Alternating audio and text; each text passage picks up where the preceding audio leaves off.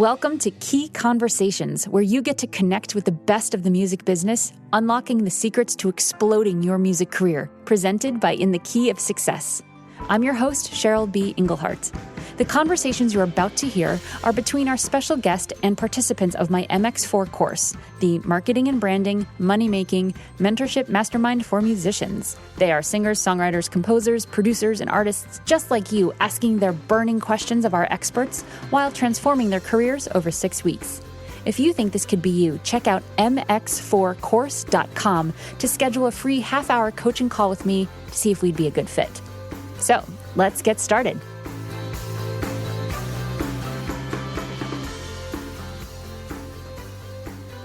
Today, I am really excited to have Melissa Bollea Rowe, which is like the most beautiful name ever.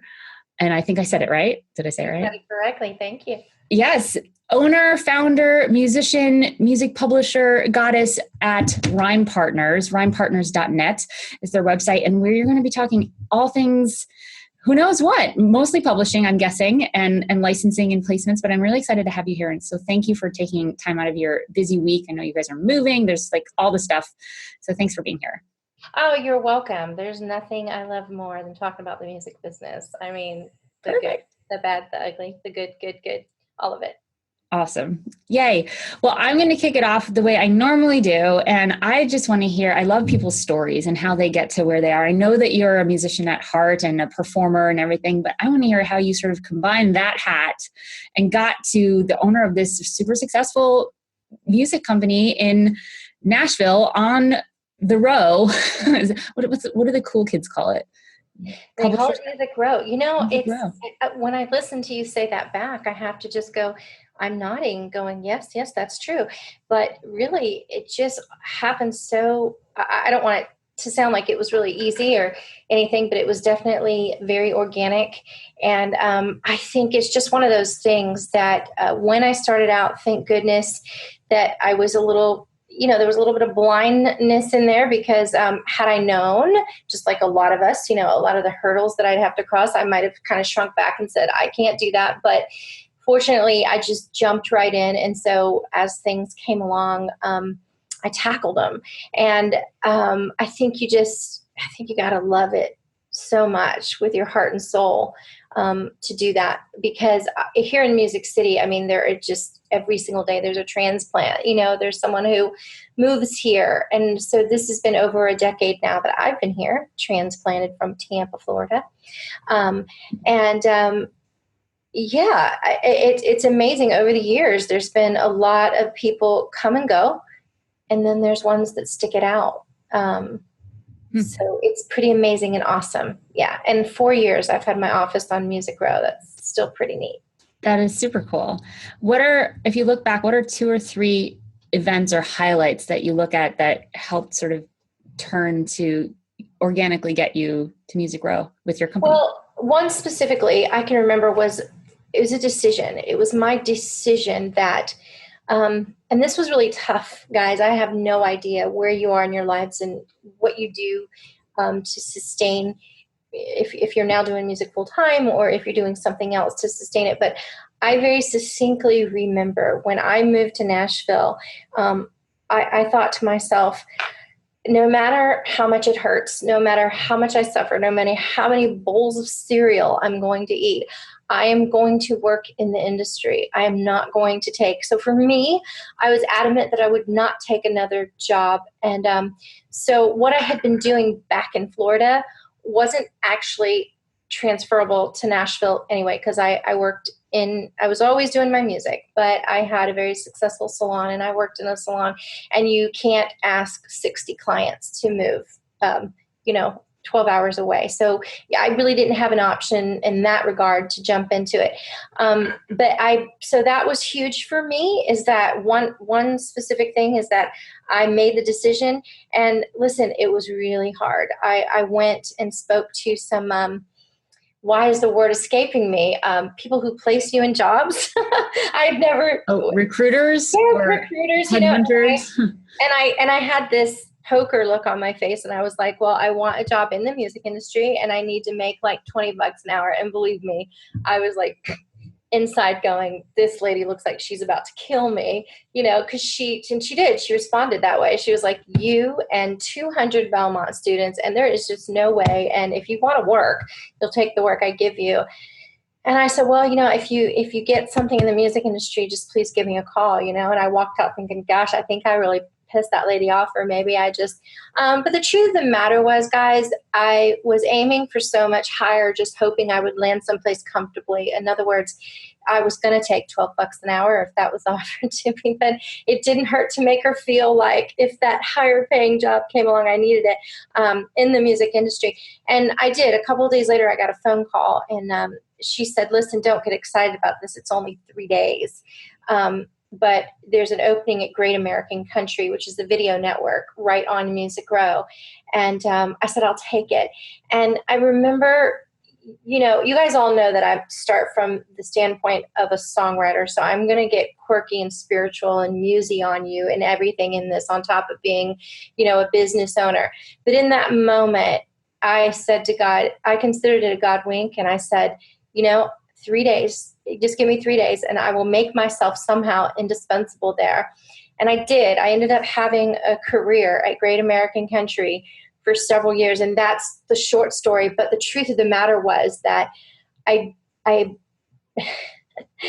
made a fudge. I might have fudged a little bit that I could do Excel and all these things. But you know what? The bottom line was they kept me, and I stepped up and I learned everything. And so that was number one. But ironically, number two was when I decided to leave there. When I decided that, okay, I've been totally immersed into the industry, and it was an incredible place to be. I was on the inside, but I was also on the outside because I was with all my friends out there just trying to make it as a singer-songwriter. I would leave work and go play gigs and stuff. But so while I was meeting firsthand all the industry people, and Great American Country, just so you know, is a video network, every single day the artists that would come in would be promoting their video to their single. So I was meeting everyone. I met Taylor Swift. I met everybody. I was the person that they had to come see at the production desk, and I had the Starbucks machine right next to me. So they most definitely came to my desk. But it didn't leave me, I was meeting those people, but it didn't really leave me time to be able to, really nurture those relationships because, I couldn't jump into writing sessions, and I wasn't supposed to be kind of trying to get writing gigs and stuff, working there. So I made a decision one day that I needed to leave there so that people would take me more serious as a songwriter. And then that was sort of like starting all over again because I left GAC without a publishing deal. It looked like I was possibly had one on the table that didn't go through. And so that was a huge defining moment. Repeat your question because I'm like any ADD songwriter. No, I love it. And we talk a lot about like just being really intentional with what we want. And I think if you're like, all right, I want to be a songwriter and like, this is not lending itself to that, then it's time to go. And whatever. Well, I was already a songwriter at that point. Yeah. I know I was a songwriter, but I really wanted to be known as a songwriter. It's really important. I actually, while I was working there, I was actually offered other industry jobs. So somehow there was that side of me that, was sort of made for actually working in the industry as well as being a songwriter. I just, it's very difficult, guys. I would love to know about each of you and what, your journey is and your successes and your disappointments and failures and stuff. But in Nashville, some of the greatest songwriters are even struggling for a publishing deal. It's a tough place to be. It's also a beautiful place to be. But I think the key is sort of figuring out your niche, sort of figuring out what you do, sort of not like being overwhelmed with comparing yourself to this person and that person, except in the way of growing and learning. But so for me, I decided to forge my own path and I wanted to chase that big Sony deal, that big Warner songwriting deal. But I also kind of listened and I saw that, there were people who, had much more success than myself, and they were having trouble getting those deals. So I decided that I would start my own, I would try to give it a go. I had already met a lot of industry people. Yeah. So I knew that I had those relationships intact. And so that was a big part too. That's awesome. Well, thank you for now you're doing what and able to talk to us, and that is awesome. Yeah, it's been kind of unbelievable, really. I'm still kind of in shock. I honestly look at the last 4 years and think, wow, we've come so far and done so much. Awesome. But it's pretty amazing. Very cool. I'm sure everyone on this call has so many questions for Melissa on publishing and licensing and everything. So I have my own as well. So I'll save mine for last. But let's start with Gary, and make sure you unmute yourself. And do you have any questions for Melissa? Well, I have 100, but we'll start with one, I guess. First up, hi, Melissa, and thank you very much for being here. I just wanted to tell you, part of her course, we go and we research people, and we research websites of people that, we kind of want to emulate or are in our same, scope. And I've never found anybody. And I checked out your website and I was like, oh my God, this woman is me, like in the future, like this, she's who I want to be. So you're already a huge inspiration to me. Thank you very much. Thank you. So I'm wondering, are you more of a journey person or a destination person? Like, are you like real goal oriented, or do you kind of like, Gary, get where you get? Gary? Mm-hmm. Gary, I love that. That's a really easy question for me to answer. Very easy. I'm more of a journey person. In fact, it's around here somewhere. Hang on. She's looking for something. Yeah. I'm so curious. I'm in the process of moving. I'm always so busy. Can you see this? Yes, it says, the journey is the reward. Yeah. Beautiful. So the journey is the reward. I feel so strongly about that. Mm-hmm. I almost think, and I know that people would disagree with this statement, and this is not pre-conceptualized, this is just coming right off the cuff. But I almost think if you focus on the destination, it would be a little crazy because it changes and it's magical, and you need to really, really just find the flow of it. And we've all heard that saying that, tell God your plans and watch him laugh, it's almost like, so that's just, I'm not to say that you shouldn't have a goal and your end, albeit is like, this is what I think I would like it to be and achieve for that. But there is so much that you cannot see along the way that just presents itself. And if you're not really open to the magic of the journey, wow, you can really butt up against some things, and you can resist some things that are just going to create anxiety for you, and they're just going to cause frustration, and you're not going to be able to see, how that journey and how that path has switched and now which way you need to go.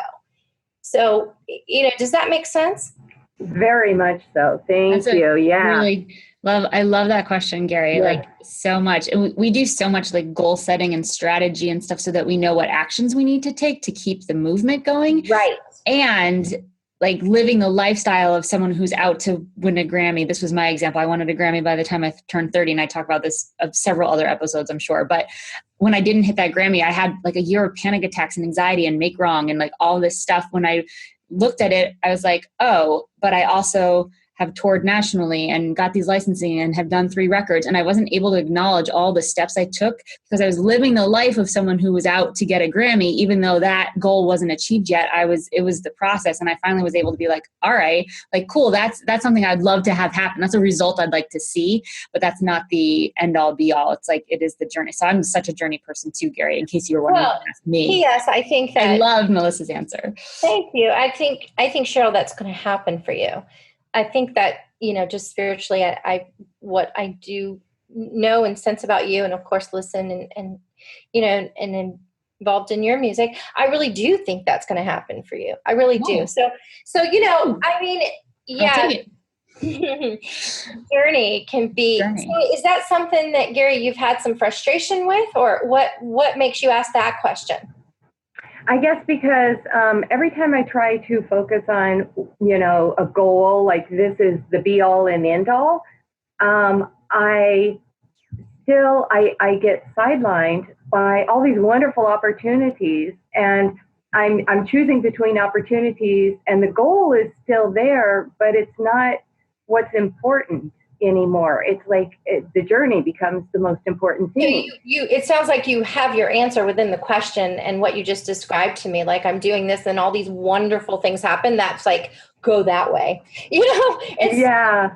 But then I feel guilty. Like, am I letting myself down, not focusing on my goal? You know? I just wondered. Refocusing your goal. You're just sort of tweaking, you know, your list and your notepad. I mean, you're just tweaking along the way. And so I think actually that you see by default of trying to do that, and the answer is the journey, because I'm sure there's people that have said, you know, this was it in every single day, and there was nothing else. And then they got there, and who knows if when they got there, they didn't look back and go, well, this isn't, there was that door that, you know, it's kind of crazy, but for me, the journey is. And there's always going to be something more to do. Like when you get there, then it's like, okay, cool. Now what? Like there's always going to be. Yeah. And if you hear your song on the radio, I mean, you know, you can imagine, feel it vibrationally. Oh my God, how good that's going to feel. But I guarantee you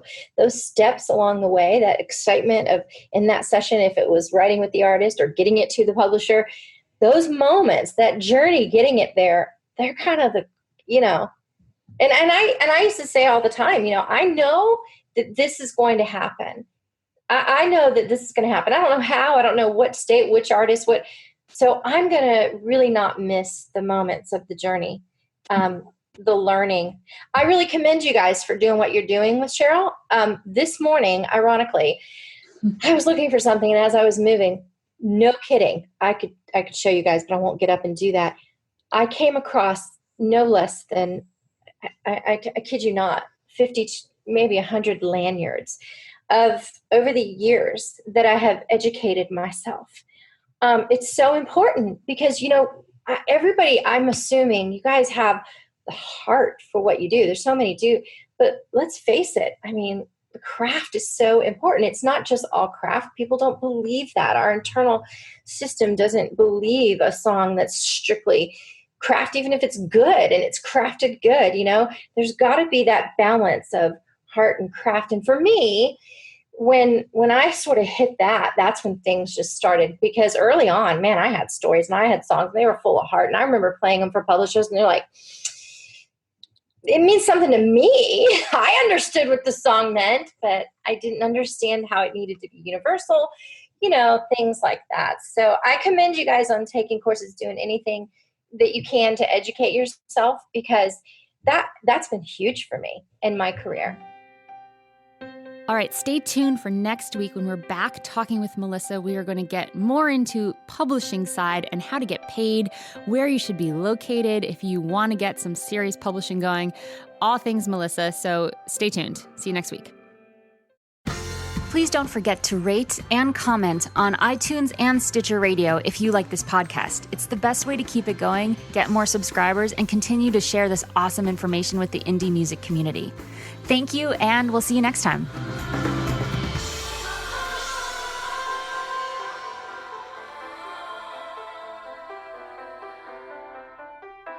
All of the music on this podcast was provided by yours truly. The theme song is called Inevitably, and it was written with Cameron Ernst and produced by Joey Auck. If you're interested to find out more about my own composing and songwriting projects, go to cbemusic.com. If you're a musician looking to really get some results that you're psyched about in your music career, then head to inthekeyofsuccess.com, where I've created a bunch of different kinds of resources just for you. Key Conversations is sponsored in part by Bandzoogle. They make it easy to build a beautiful website for your music. Their step-by-step system gets you online in minutes, and you can choose from hundreds of mobile-friendly themes and customize them with their easy point-and-click editor. All the features you could possibly imagine for a professional website are built in. So, because you are a Key Conversations podcast listener, you get a special 3-month free trial just for you. Go to www.inthekeyofsuccess.com/resources and click on the Bandzoogle logo to access your free extended trial.